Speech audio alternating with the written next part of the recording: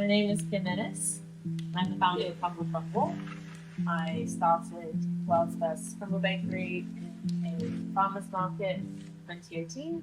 That was almost 6 years ago, and now we have 3 locations in central London and the 4th on the way.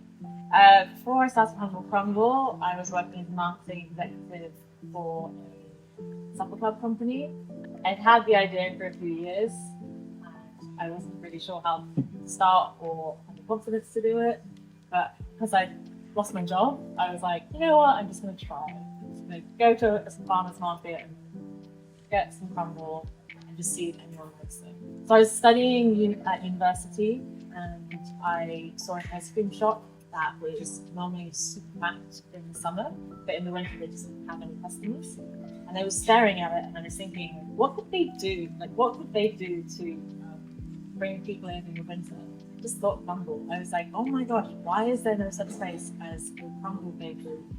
The farmers market stage where I could get valuable feedback on the product based on it. Actually I started Humble Crumble as an alcohol-infused crumble company because I thought British people love drinking and they love crumble. Like, let's put those 2 things together and it'll be a hit. But actually people didn't want to have a gin-infused crumble at 11 a.m. on Saturday morning. And I've moved around different markets within London, mainly because I actually found it really hard to get a permanent spot. It's really quite hard to get into markets when you don't have a proven brand or concept. I decided to go full-time and really try and get space, and that was when I went to Spitalfields Market. I opened there on the 16th of March, so 2020. It was a few days before the global pandemic, so I had to open and then shut within 3 days. There was literally like one day where we only sold 2 crumbles. It was a period of time where I was like really trying to think about like, what do I need to do to get people in. So I decided to start doing monthly specials. The special that really like kicked things off for Humble Crumble was our Halloween special, which was a pumpkin crumble. The inside of a pumpkin was used for filling, and we served it within a pumpkin. And this went viral because Time Out posted about it. Like almost within 2 hours, I had a queue around the corner, and I literally, as I said, I sold 2 crumbles the previous week, and suddenly there's this huge queue, and I'm like, I don't have enough pumpkins for everyone. Like, how am I going to do all of this? And that sparked a snowball effect where people found out about Humble Crumble, that it existed, that they wanted to go to a crumble bakery. The reason why Humble Crumble is successful and still remains to be successful is because it's high quality dessert. It's not just style or the substance, it is delicious. And if you make something that's just for Instagram, then it's going to go up and it's going to go down. If you make something that is a good quality product and people like it, it's going to keep remaining strong. It's not some easy thing that happens like from farmers market to now. It's so much testing and tweaking. I had to pretty much give up my social life with that.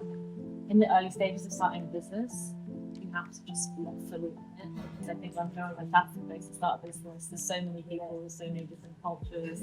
There's like you're always going to be able to find someone to give you feedback. There's always a challenge, and I think the challenge is always involved. I think we're obviously a very popular brand at the moment. We're selling around 1,700 crumbles a day. I think being a business owner is really glorified at the moment. It's a really challenging thing, but some people thrive in the challenge and they love the challenge. The main challenge is getting people to know that it existed. When I would be in weekend markets, people would come up to me in my store and they'd ask, like, what are you actually selling? Even though I had like crumble or like apple crumble written on the menu, they'd be like, what are you selling? They didn't understand it because they'd go to market and they'd expect like pizzas or burgers and donuts. They didn't expect to find crumble there. Social media then was a fantastic form of free marketing. I say free because there's a lot of time and money spent on posting and building content. So I mentioned that we're opening in Covent Garden. There's a lot in the air at the moment. So one of the ideas that we want to do is we want to open up somewhere outside of London, and we're looking at different cities. So we're looking at potentially Manchester, Newcastle is an option, also Brighton. Another thing we're hoping to do is we're looking into opening in New York.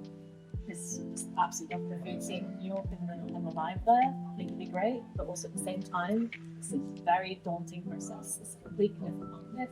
But as I said, this is all like putting stuff, figuring out what the options are and then choosing select things. Because you can't do it.